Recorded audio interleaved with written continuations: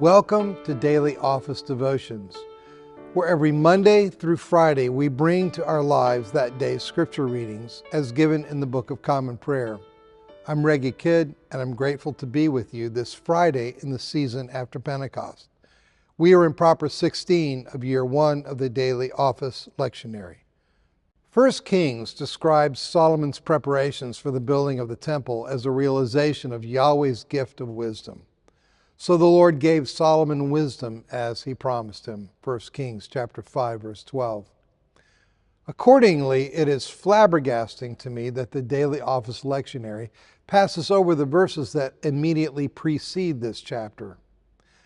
God gave Solomon very great wisdom, discernment, and breadth of understanding as vast as the sand on the seashore. He composed 3,000 proverbs, and his songs numbered 1,005. He would speak of trees, from the cedar that is in the Lebanon to the hyssop that grows in the wall.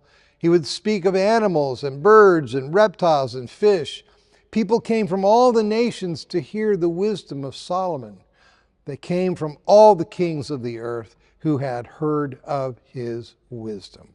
1 Kings chapter 4, verses 29 through 34. What is especially remarkable in Solomon's reign is the way that worship of God and wonder at his world converge. By wonder at his world, I mean both his explorations of human thought, desire, and behavior. Witness Solomon's discerning the hearts of the two prostitutes in 1 Kings chapter 3, his proverbs about life, his song about love, and his exploration of the beauty, complexity, and diversity of creation from cedar to hyssop. The construction of the temple represents the height of this convergence, summed up in the words of King Hiram of Tyre to Solomon. Blessed be the Lord today, who has given to David a wise son to be over this great people. I have heard the message that you have sent to me. I will fulfill all your needs in the matter of cedar and cypress timber. 1 Kings chapter 1, verses 7 and 8.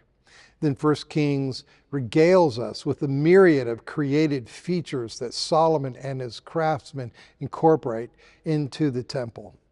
Cedar, cypress, olive wood, dressed stone, gold, lots of gold, carved cherubim, and open flowers and palm trees. 1 Kings chapter 6. Solomon's wedding of created beauty and the worship of God invites reflections on the horrible way that creation and worship have become divided in our world. According to John Barry's The Great Influenza, when Johns Hopkins University was established in 1876 with the mission to put medicine on a scientific foundation, American universities had nearly 500 endowed chairs of theology and fewer than 5 in medicine. And American theological schools enjoyed endowments of $18 million, while medical school endowments were totaled $500,000. I don't have time to check the numbers, but I strongly suspect the current ratios would be reversed. If Western society over-theologized life before the scientific revolution, we generally over-scientize it in a world in which serious religious belief is little more than a memory of days gone by. If the world before the discovery of bacteria, when medicine was thought to be a matter of balancing the human body's humors, when it was over-enchanted, the world since then has become under-enchanted. The result is that there is a profoundly sad split between science and faith. Solomon's witness stands against such a split between science and faith. We believe in the God who made the heavens and the earth. He calls us to tend and cultivate the earth, which begins with studying it and understanding it.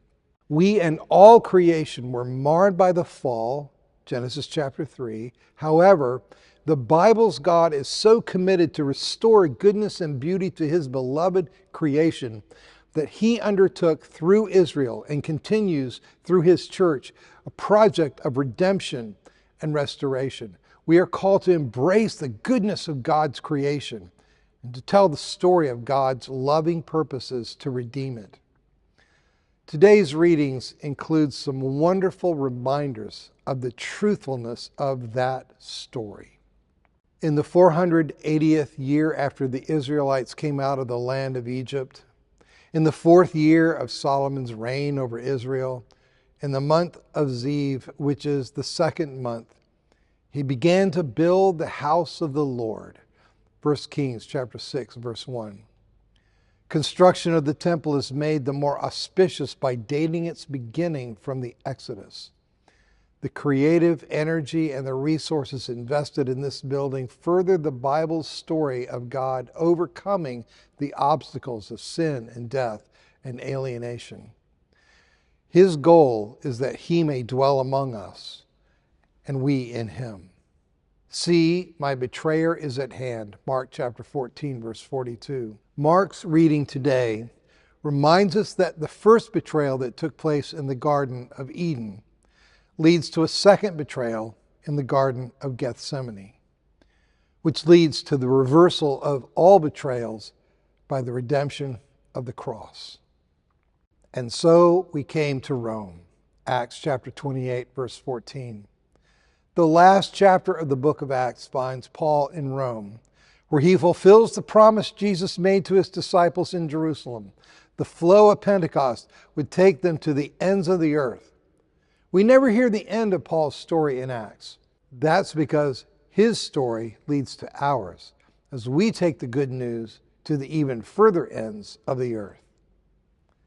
Be blessed this day.